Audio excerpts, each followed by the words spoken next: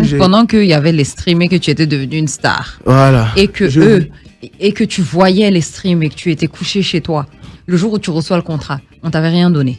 Zéro. Comment tu vivais?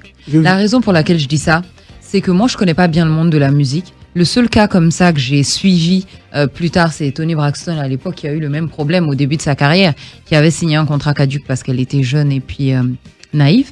Mais dans le monde du foot, c'est exactement la même chose. Parce que ils signent des contrats, très généralement, ils savent pas ce qu'il y a dedans. Donc leur droit d'image ne leur appartient pas. Ils ont le droit de respirer, ils ont le droit de venir jouer au foot et de se taire.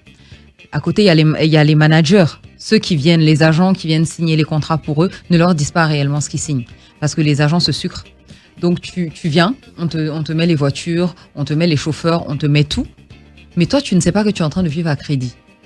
Donc tu te réveilles un matin et tes comptes sont vides. Donc quand il a dit que les gens le voyaient, la famille se dit il a de l'argent, c'est exactement la même chose avec nos joueurs. Les gens pensent qu'ils ont beaucoup d'argent parce qu'on voit des chiffres, tant à signer un contrat de transfert à tant de millions. Mais le transfert, c'est pas à lui. C'est pas son argent. Et après, il y a la prime de signature. Ça tombe bien, Mais Mariam. il a une prime de signature et rien d'autre.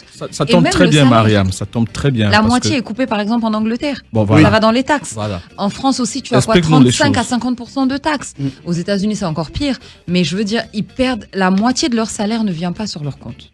Ensuite, tu as une partie en droit d'image. Parce que des fois, il y a des contrats. Par exemple, le contrat de Cheikh, si ma mémoire est bonne, paix à son âme, quelqu'un comme Cheikh Tioté à Newcastle était payé par match. Non. Donc, en réalité, ce n'était pas des vrais salaires. Il y a des gens comme ça qui avaient des contrats très compliqués. Mais il y a la prime de match. Il y a des... Non. Les contrats sont complexes. En Angleterre, c'est on paye par semaine, non, je crois. On paye par semaine, mais on te paye en fonction du contrat que tu as signé. Donc, on te donne les chiffres à la semaine. Cheikh Tioté. Non, c'est son contrat à Newcastle. Oui, d'accord. Si j'ai bonne mémoire et que faut pas que je dise de bêtises, mais je suis sûre à 80% que le contrat de Cheikh, c'est-à-dire qu'il n'y avait pas de fixe. Il fallait qu'il joue pour être payé. Donc quand Cheikh vient jouer pour la Côte d'Ivoire, quand Cheikh vient jouer pour la Côte d'Ivoire et qu'il se blesse, quand Cheikh retourne, il se met dans les problèmes. Vous voyez ce que je veux dire? Donc il y a beaucoup de gens. La raison pour laquelle je dis ça, parce que et les artistes et les footballeurs, ce sont des incompris. On se dit ils sont payés à des millions, ils ont de l'argent. Pourquoi ils se plaignent quand ils reçoivent pas leur salaire en équipe nationale? C'est pas vrai.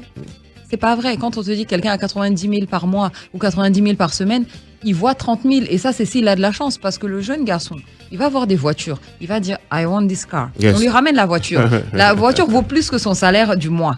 Donc, qu'est-ce qui se passe? Il a des découvertes. On lui fait des crédits parce qu'il est solvable. Parce qu'on va regarder son contrat avec le club et de 2 ans ou 3 ans. Donc, il est solvable. On lui donne la voiture. Ensuite, on lui donne une deuxième. On lui met des chauffeurs en stand-by qui vont au marché, qui vont faire toutes les courses pour eux. Ouais. Ils savent même pas combien une baguette de pain sort. Tu vas demander à un joueur qui a joué 5 ans dans un pays, tu lui demandes combien coûte une baguette de pain. Il n'en a aucune idée. Donc, ce qui se passe, c'est qu'on coupe tout sur ton salaire.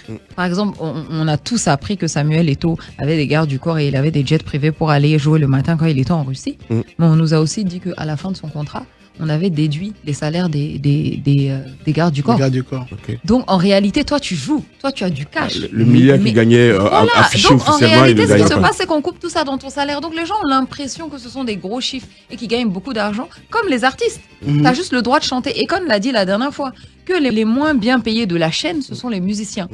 Eux qui sont producteurs, eux qui sont managers et tout ça ont beaucoup plus d'argent que les musiciens.